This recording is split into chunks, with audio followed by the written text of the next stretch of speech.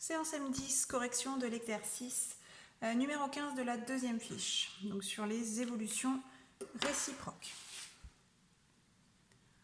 Dans cet exercice 15, on vous donne des évolutions exprimées en pourcentage et vous devez calculer le taux d'évolution réciproque.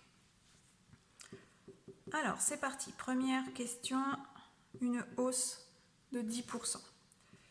Alors, une hausse de 10%, ça correspond à un coefficient multiplicateur, donc le coefficient multiplicateur direct de 1 plus 10 sur 100, donc 1,1. Du coup, le coefficient multiplicateur réciproque, c'est l'inverse du coefficient multiplicateur direct, donc 1 sur 1,1, ce qui fait 0,909.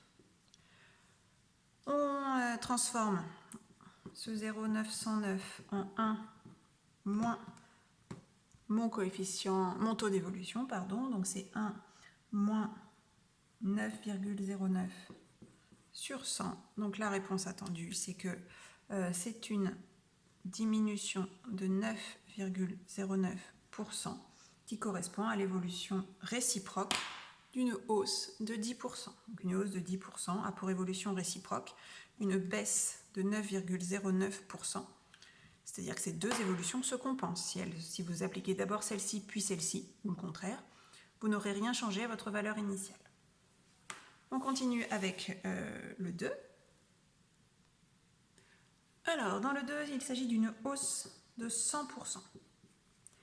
Une hausse de 100%, ça correspond donc à un coefficient multiplicateur de 1 plus 100 centièmes, c'est-à-dire 1 plus 1, 2. Du coup, mon coefficient multiplicateur réciproque, c'est 1 sur mon coefficient multiplicateur direct, 1/2, soit 0,5. On en déduit que 0,5, c'est un coefficient multiplicateur de diminution, c'est 1 moins 0,5, c'est-à-dire 1 moins 50 centièmes. Notre évolution réciproque est donc une diminution de 50%.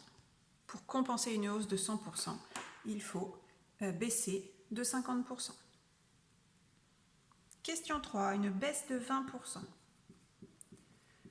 Alors, un coefficient multiplicateur associé à une baisse de 20%, c'est 1 moins 20%, soit 0,8.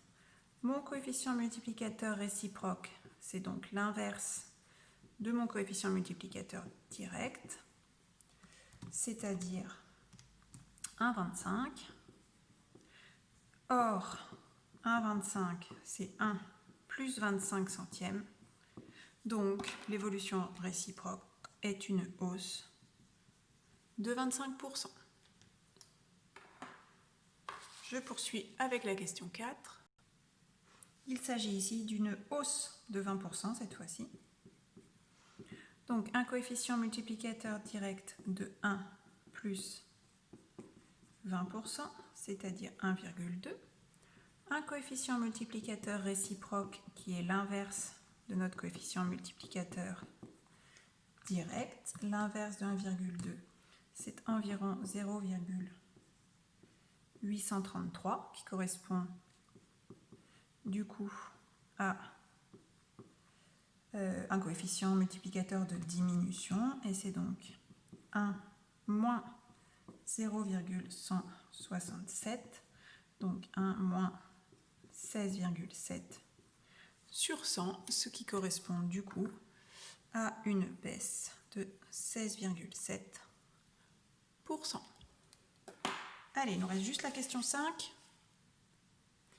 dans laquelle, question 5, une baisse de 50%. Donc, un coefficient multiplicateur qui est donc égal à 1 moins 50 centièmes, donc 0,5. On calcule le coefficient multiplicateur réciproque, c'est l'inverse de 0,5, c'est-à-dire 2. Du coup, c'est plus grand que 1, donc ça correspond à une augmentation de 1 plus 100 centièmes, puisque 2 c'est 1 plus 1, alors j'ai peut-être été un petit peu vite, 2 c'est 1 plus 1, et 1, si je le mets sous forme de fraction de dénominateur 100, eh bien c'est 100. Du coup, on a affaire à une augmentation de 100% pour compenser la baisse de 50%. C'est terminé pour les exercices de cette séance.